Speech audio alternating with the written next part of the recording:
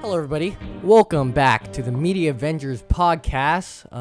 Setup's the same, basically, but now our mics are correctly modified, of course. And so today we are going to be reacting to one of our old videos on the channel, which is called "Interviewing the SF Students Gun Protest 2018."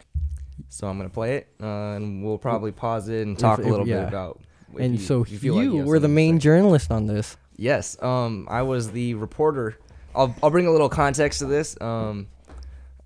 Back in high school, we used to work on like a school broadcast that aired weekly, and everyone in the school would at least pretend to watch it during homeroom. This one was popular, though. We decided to try to do a little bit more journalist like information stuff closer towards the end of our senior year. Get a little creative, try to do something that matters a little bit. So.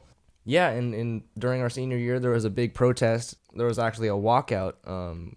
The school actually did not enforce if you wanted to walk out and go on the protest, it was fine by you. So yeah, and this is like all around. This was like the entire school district, not just Gal. It was like every single school went towards City Hall. Yeah, so when I went to the protest, I was able to interview students from all different types of school, and I also encountered a couple adults, as you might see in the video. All right, let's just play it. Sure, yeah, let's go ahead and do that. Welcome to G House News. For today's episode, we had a reporter come in during the protest last Wednesday to see what it's all about. Check it out for yourself. On March 14th, 2017, hundreds of students skipped their regular classes to protest for stricter gun control in America. Students walked in the pouring rain to City Hall to exercise their First Amendment rights. Protesters wanted their voices to be heard. What it stands for is youth empowerment. We have to realize the power that we do have as youth. The world is our stage, so we're just using our platform the best way that we can. The main focus was to keep it about anti-gun and gun violence and gun reform. So that's what we're focusing on, but also branching out into the different political issues that are going on right now, such as TPS, DACA, Black Lives Matter, and gun violence. So that student, her name was Emily, right? Yeah. Yeah, she was kind of the big spearhead for all of our political big movements at protest school. person. Yeah. There's not too much controversial in hers, actually, surprisingly. One thing that I did talk about with our old teacher at Galileo when we released that part was she's including Black Lives Matter and DACA as part of a collective movement with gun control. And yes, all three of them are generally more, progressive movements. But you don't have to agree with all three of them. Yeah, but she seemed to conflate the three of them, and that was a discussion that we had. So what do you think about I think the majority of people who believe in anti-gun and DACA and what was the other one? Black Lives Matter. Black Lives Matter. Most you can bunch it up, but I'm pretty sure that there are people who are part of Black Lives Matter who maybe want the right to have a gun. Or respect the right to bear arms. So I don't think we should bunch it up at all, because if you think about it, they're actually all three completely separate political ideas. Yeah, and I thought it was interesting because in the video she said we tried to keep it about just gun control, but then we ended up branching out into other political movements. And I think it was mostly about gun control. Yeah, it was mostly about gun control. Throughout the video, not that many people mention the other movements that she talked about, like DACA and Black Lives Matter. So I don't really think it was necessary, but that's something that we were able to point out. Continue the video. Next, protesters. What would your solution be to the mass murder issue in the United States? To put in gun control and do background checks on people and make sure that people who have a more background checks. Yeah, they can't get guns so easily. Yeah, it's literally harder for us to own a car, to get a driver's license it's harder to get a driver's license than to own a gun. Are you serious? So one thing I did notice throughout my day interviewing people was that a lot of people mentioned that their solution to this big issue in America is is gun control, but a lot of people did not really go in depth of what gun control meant to them. Like they weren't able to define a certain like plan of action or certain policy that gun control was. They just wanted to gun control. And so usually my point as a reporter here was to try to urge people to explain themselves more and maybe to incite some new thought that maybe wasn't cooking earlier. Yeah, because if you're so passionate about something, you should definitely be knowledgeable on the subject and be able to explain why you believe in this such thing, right? Yeah, and to this point about her comment about it's harder to get a driver's license than to own a gun. To own a gun. Now, I'm personally don't know, but I'm assuming that it's easier to get a driver's license because really you have to pass the test, and like there's in every area in the United States it's legal to drive. Yeah, and maybe I'm not being fair because personally I've never tried to go buy a gun. I know a few people who have applied for a concealed carry permit in California and got heavily denied. Yeah, exactly. You can get denied. So maybe, if we want to take the argument on both sides, like if you want to buy a gun illegally, it's very easy. I don't think it's kind of harder to get obtain a car and like, get a driver's license, like a real one, that easily. So, you could think of it both ways here, but yeah, I think that raises a question of like, should you have held a gun to have, like such a heavy opinion on gun protest or gun reform? Like to have an opinion on guns, like should you know more about guns? Like you should know someone who owns a gun, I think. And to be fair, if we're gonna criticize these people, like I've never I'm not a huge gun person. I've only held a gun like I could probably count them on my fingers and toes, but so it's something to think about. Like in quite honestly, like I think the whole concealed permit, dude, I would be scared if I had a gun next to me. Like if I was holding a gun, I think I would be scared the entire time. Yeah, honestly, my grandpa, without getting too personal, he's like a big conservative, and he has a lot of guns. Like his whole closet is full of them. Those old movies where like the grandma where the grandma opens the closet and like and you see all like the arsenal. That's really how it is. Like he's got like guns that are like that fit in your pocket. Like he's got like you're like, is that a grenade launcher? He's got rifles. He's got like all kinds of like guns and crap in there. And I was probably about like 15 years old, and like when he showed me it, and I was actually kind of nervous. Like he pulled out like this little like dirty hairy looking thing. He was like, "Hey, like look at this," and I was like, oh. So okay, let's watch the next segment. Like, are you serious? Chris Rock said it best. If bullets were $100 a pop, no one would get popped. You'd have to save up cash to kill a and that's how it should be. Dude, that's why school shootings exist. You think a kid would be able to kill 14 other kids if bullets were $100 a piece? No, kids don't have $1,400. We're poor. Okay, so that's actually my friend Virgil. I haven't talked to him in a long time, but I actually knew him from middle school, and I approached him to give his opinion. I didn't even know he was that into the movements, but I guess he is. So about bullet control, I'm sure a lot of people are aware of the I love the Chris. I actually love that. The it's Chris so funny. The Chris Rock bullet control. Yo, we gotta make bullets $100 a piece. Yeah. So yeah, here. So there's two things we could talk about in regards to this clip here. One, the actual policy that's proposed, which is the bullet control, and also, should you get your opinions from comedians? Is another one. So let's talk about the first one. I think the whole bullet control thing. That's extremely radical.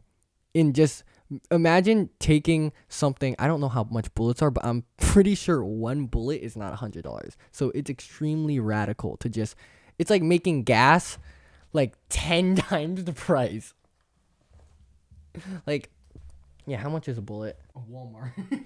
Walmart, okay, 9mm. So we're on here looking up the cost of bullets because we actually don't know an exact price. because we've never bought them. So yeah, look at that. 100-round ammo case is $12. $12. Okay, so is that too cheap? The fact that it sells at Walmart to me is already crazy. So I think Chris Rock has a point, and so does Virgil here, who's I don't think Chris Rock, $100. I think that's just crazy, but maybe increase the price. Because we always talk about like when we try to figure out stuff on both sides, we try to consider like all perspectives. If you want to consider it from a perspective like if you feel that a gun is your right to protect yourself or whatever, go hunt, whether it's hunting or protecting your property, right? My grandpa has guns for both those reasons. If you feel like guns are your way of protecting yourself, if you make bullets $100 a piece, you might see that as like a tax on the poor almost. Like you know, if that happened, there would be an equivalent protest, but even bigger than this, like 100 times bigger. Every gun like owner, gun owner would lose their shit. Like, because that it seems like an attack on their freedom or something, right? Mm-hmm. So that's something to think about. And second, we're gonna talk about should you get your opinions from comedians? And no, it's like you could see where Chris Rock's coming from. He actually has like the thinking behind his joke. It's funny because he's like kind of right. It wouldn't be funny if it was like completely outlandish and didn't make any sense.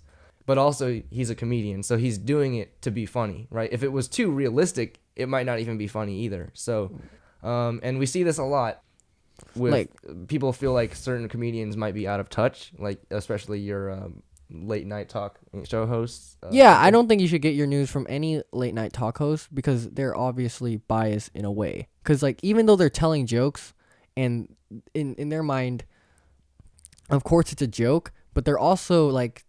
It kind of feels like that they're informing you, especially let me think of the best one. Especially like Jimmy Kimmel. Jimmy Kimmel's like he's making jokes against Trump, but a lot of the audience I feel sometimes agree with him. And take it as serious. And a lot of people actually feel like news from comedians are better because they're more they believe that comedians are more transparent or like more genuine than perhaps a news corporation. And they have a point to say that, but also then this one guy talking on a show also has their own biases and opinions. I think a really really good example is Bill Burr. Bill Burr named his last special Paper Tiger, and the reason he named that is he said it in a podcast that he named it specifically because the jokes he's saying may sound for some people like it sounds like he's making valid points, but he says that he doesn't really know what he's talking about. He's like talking partly out of his ass. Like, of course he thinks about it, but he doesn't do extensive research. Like, it sounds right because, of course, like, if you like really think about something a little bit, and then you can make a little bit make it seem a little valid. But to make it completely valid, your argument, you have to do a ton of research. You got to do all to make sure all the patterns work, and that if this is right, then this happens. It has to be well connected, well documented, and well credited. Is what I mean. And comedians don't have that. Do you think comedians have like citations on the side? Hell no. And also, comedians have people who are writing for them. So exactly. All right, let's go on to the next. Next meme. It has to be gun control. They need to stop. They need to ban guns for good. Like, we don't need it. Nobody needs guns. That's all I have to say. Ban all guns. Yes, ban all guns. So she says that to ban all guns for good. First of all, which is a very extreme opinion, but she also says it pretty lightheartedly, almost like she doesn't expect it. First of all, I'll just say it. That's impossible. That's impossible. It's like saying, I know there's a lot of guns. That's like saying ban cars. Like, where would they all go? And there's no effing way that everyone would willingly just give their guns back. Like, we have so many guns now, and we have so many passionate gun owners that if you just said ban guns, none of them would give it back, and they're still good. And for all the ones that don't give it back, they're just gonna have like a majority is just gonna still be. How I feel about this stance is almost like if there was a world where they were never invented, then like maybe like no guns would probably be a good thing. I imagine a world that has never like invented a firearm maybe might be a better place. But also like the fact that we already have a functioning world filled with guns already, to simply like say ban guns, I feel like it wouldn't work personally. Yeah. The common argument you hear against that is like, oh, well, making a law against guns only bans guns for people who follow the law, and people who kill people are people who don't follow the law. So they won't. Yeah. So, if you're a murderer, why would you care about this law that says you can't use a gun? You know what I mean? So, and there's always going to be guns out there. Yeah. So it's like, that's usually the argument that you hear against like having like, banning all guns. But you also hear some statistics about like buybacks in different countries. Obviously there are countries with much less people and much less guns. Wasn't when Brazil had the mass shooting, they tried to ban all guns, and like a lot of people just didn't give it back. All right, let's go. Keep going.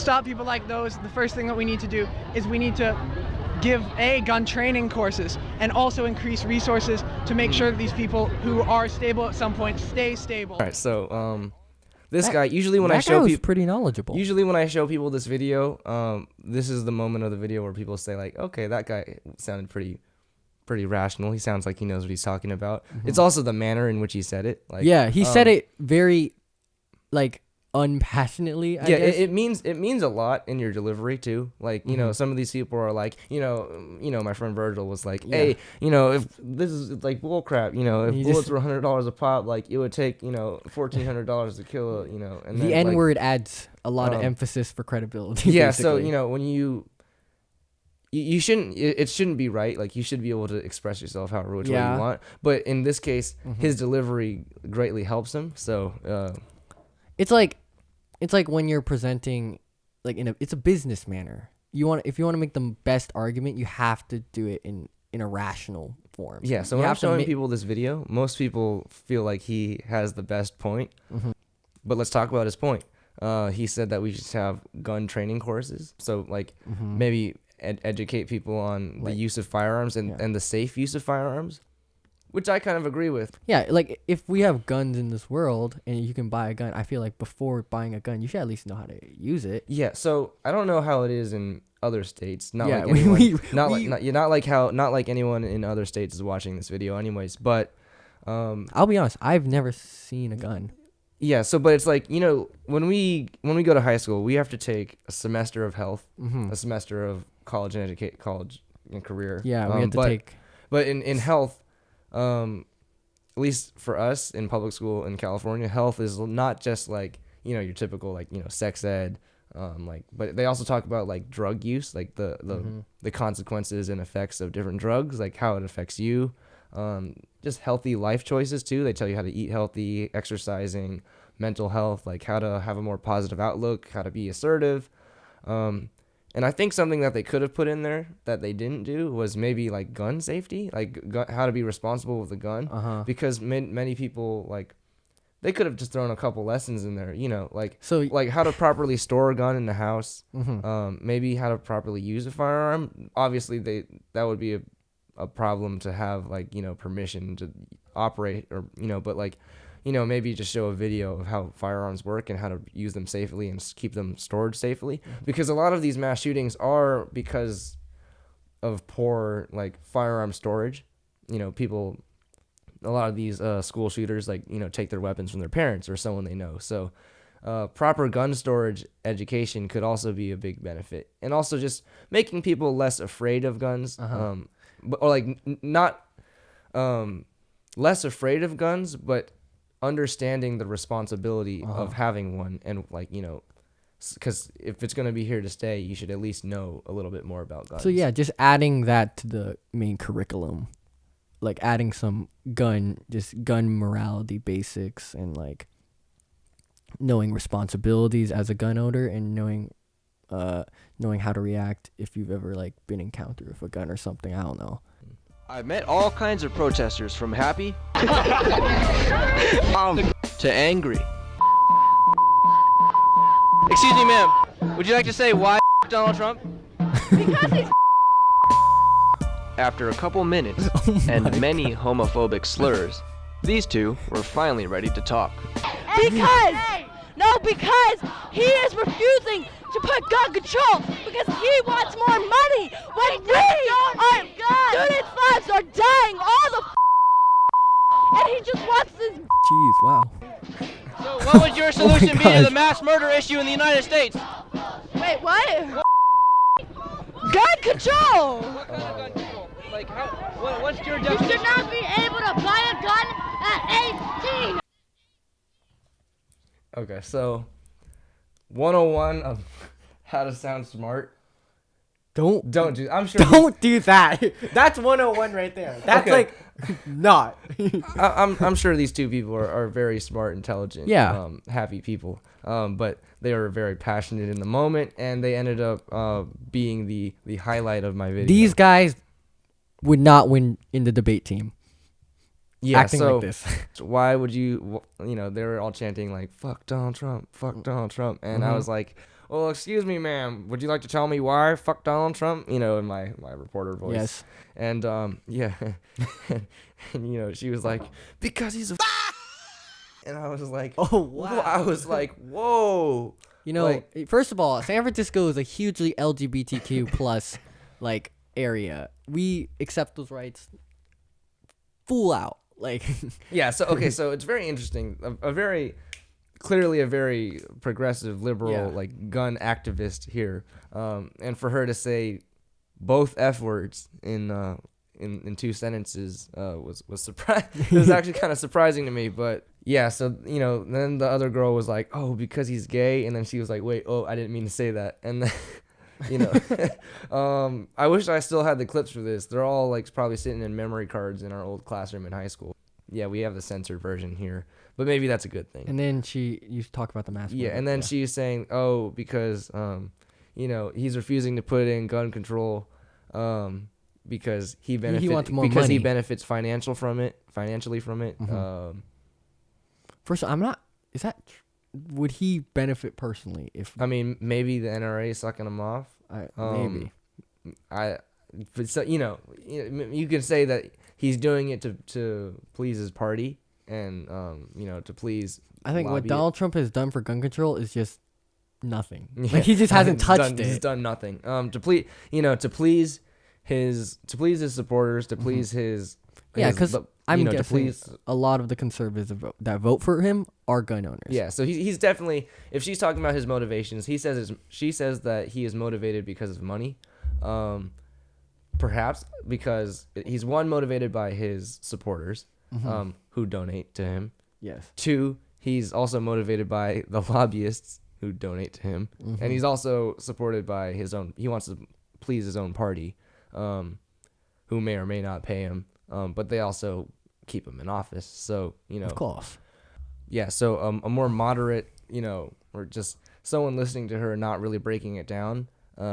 Most people will probably just make the surface level assumption that her argument is wrong, and she's actually coming from a place that's somewhat correct, but she worded it terribly. And Also, calling Donald Trump a f***ing gay is not going to help. yeah, she also help you lost away. the homophobia. Also lost her credibility. I actually didn't show that in the video because you know we had to air that on the school broadcast.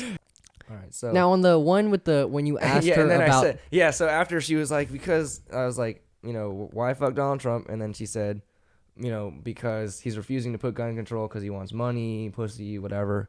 And then I went up with a reporter voice again and said, so what would your solution be to the mass murder issue in the United States? And something went off in her head. We'll play the clip again. No, I'll you give know, her the wait, benefit of the doubt. what? There's a 50% chance that she just didn't hear you. Yeah, you know, there's a chance she didn't hear me. Or But following her, wait, what?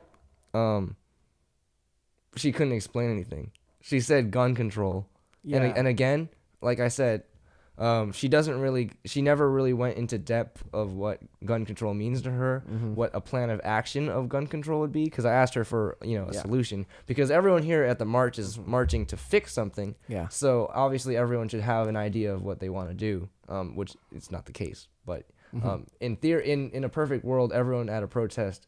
Well, I guess in a perfect world we wouldn't need protests, but you know what I mean. Like ideally, if you're at a protest, you should kind of have an idea of what plan you want when you're, because what if they always, the two answers I always get were, one, just abroad, we want gun control, and two, another one, the other answer I'd get was like, we want our voices to be heard, because they're students. They were saying like, oh, we want our students, like we're students, we want our voices to be heard and our opinion to be spoken. So what would I like, basically what I want to push people to think about more critically is like, what would happen if a politician just walked out to the protest and said, okay, I'm all ears, what do you have to say? And like, would they be able to say like, this is what I want you to do as a politician that I'm protesting to? I mean, they marched to City Hall, so obviously they want people in the government to know what they're saying. So would they be able to know like what they're talking about, like what they want really, or do they want something more general? And is it right for them to be this passionate if they're not informed in that way? Obviously they're completely right to, but is it smart? Yeah, exactly. I was just thinking about it this way. Like, if you wanted to change a politician's mind, or a member of Senate or a member of Congress, would you spit on their feet and yell at their face? Or would you want to have a conversation of what this really means to you, and have all the papers and the evidence surrounding your thoughts, basically? Yeah, again, so like I say, delivery is everything. How you say things, and like the way you process your ideas. I mean, it works the same way in class. Like, you could write about the same two things in English, but one paper might have an A and another one might have like a C, because you didn't communicate it in the way that you were supposed to. All right. Next meme. Pretty much everyone on the sidelines were for the protest. Not everyone was in favor of gun control. Look within! Wake up! Stay protected! Stay protected! Buy a gun! Buy a gun! Buy a gun! All right, so I'm not really sure whether this guy was serious or not. First of all, that this guy just walked out of school as an excuse. Or I don't even know if he's even in. Is he being ironic though? Like he's. I don't know if he's like serious, like if he's serious with his message, or he's doing it to be a contrarian and like he just wants to play devil's advocate. Yeah. I don't know. He was just standing there alongside the march, saying like, stay protected, buy a gun, whatever. And, he was terribly booed. He's going to the place with the most passionate anti-gun people ever. And he's like, you guys are wrong. And the funny thing is, he's not backing up with any evidence. He's just like, you're wrong, buy a gun.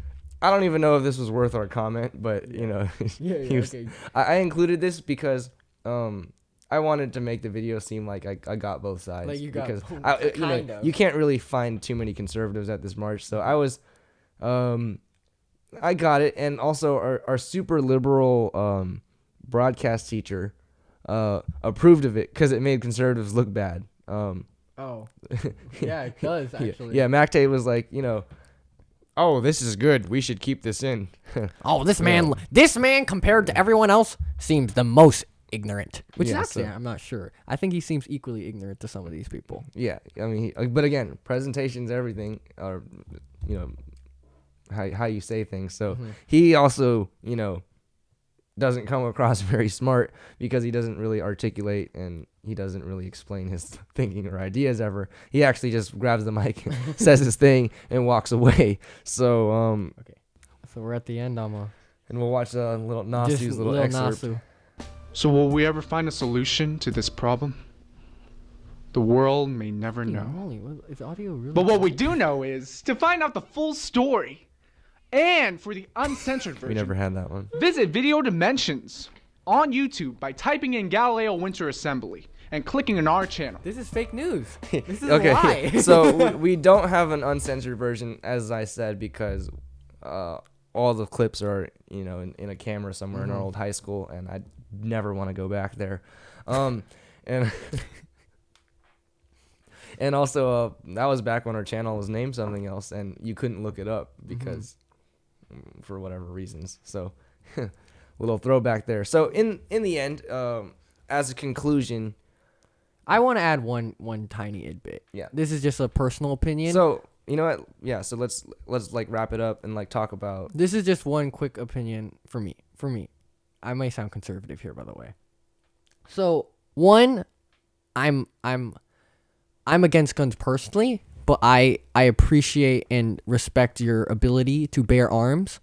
Personally, I think that there should be more gun control, as in like, checkups on just mental states, right? And like if you have like a history of maybe, I don't know, like a screwed up history, like your family was, maybe you had a bad family life, then maybe like put them on a list of maybe this person shouldn't have a gun, is what I mean.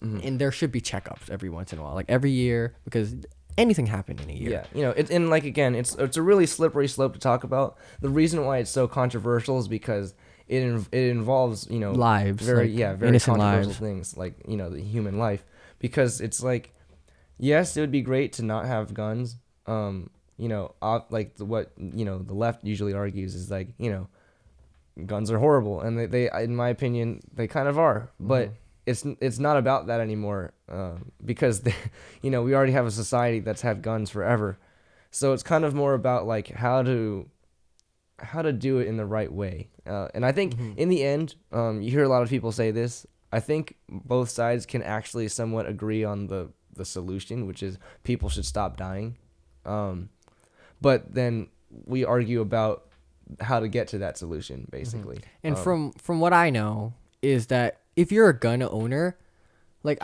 you're the most educated with guns compared to everyone. Like you have the most education on guns and the most responsibility and the most morals. So like it's a big job, and these people, like, I trust them. I trust them with a gun, right? And the problem directly with mass murder, right? You know how you asked the girl about the mass murder problem, right? Yeah. The problem is correlated with guns right now, but what we really have, but taking away guns doesn't take away that problem. We have a mass murderer problem, right? Because once you take away the guns, what's stopping a mass murderer from bombing or driving their car through like a mall, right? Yeah. The argument that you might get though is like guns are much easier to, like, the method of killing using a gun is much easier than having to go home and like fix yourself up a bomb and throw it and maybe miss, and like, or like, using a knife, obviously, Yeah. just the argument is like the volume of killing you can do with a gun.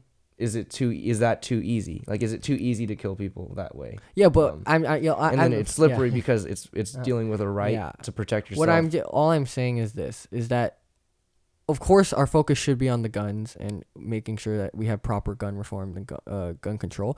But what the bigger problem is the mental stability within the United States. Like we have a huge depression problem, especially with the rise of technology and everything, and people feel like socially, like as much as we're technically the most social, we're also the least social because of our phones and how we're affected by that and how it negatively affects how we look upon ourselves and our own self-identity and everything. Because like first of all, every mass shooter is a fucked up person. Every mass shooter is a fucked up person. What we need to do is like find these fucked up people before they have access to a gun and try to help them in any way possible. Yeah. And make less fucked up people. So usually when I say like we all agree on like what we want, is most reasonable human beings, whether left, right, central, forward, all probably agree that people shouldn't be dying, right? That's something we can all agree on. But we all just disagree on how to get there. So some people think that this problem is a mental health problem, and some people think that this problem is with the types of guns and the easiness of how it is to get a gun. And also, like, this may sound terrible. victims of school shootings, or like just victims, like ones who may have been injured or who were at the schools at the time present. As much as I appreciate their rights to argue for guns, you have to admit they have a bias, and that how it's like when a criminal kills someone close to you, the police don't want you to like personally be super involved in the case. They just want they want to check on your mental state. That's what's most important. And we all have a bias though. So yeah, it's not just like anti-gun people have a bias, because people with guns have a bias too. Yeah, they because they feel that you're taking away their freedom. Yeah, and also a lot of people who are very pro-gun. I use my grandpa for existence. Like these people, they grew up. It's like part of a culture, and it might be hard to understand if you weren't part of it, but it's something that they've had. And I think I can finish this off with one perfect statement. Anti-gun people and pro-gun people both can agree on this. We both hate mass murder and we hate mass shootings. But taking away guns doesn't automatically mean that there's going to be no mass murder, right? So we both need to agree that both sides care about lives. Like, that's the most important thing. So if it was guaranteed that if we took away guns, we can stop mass shootings forever, that would be like awesome. But that's not true. I think we can admit that. So, this is as I said, it's a very controversial topic. We have to think about it more, but maybe we should think about it a little less. Let's just try to enjoy life a little bit too. There's many issues going on, but let's try to think about the things that make life great and also bring us together, and instead of focusing on these talking points that kind of split us apart. So that's something that I want to bring up, to finish up the show a little bit. If you watch this, thank you for watching it. If you're one of the 40 people that watched our last one, thank you for your support. I hope we were able to retain your audience. We'll see how this one does. But anyways, thanks for watching the Mediavengers podcast. I'm Niko J. Kashima. I'm Nicholas Wong. That's it. Thanks for watching. We'll see you next time, hopefully. Goodbye.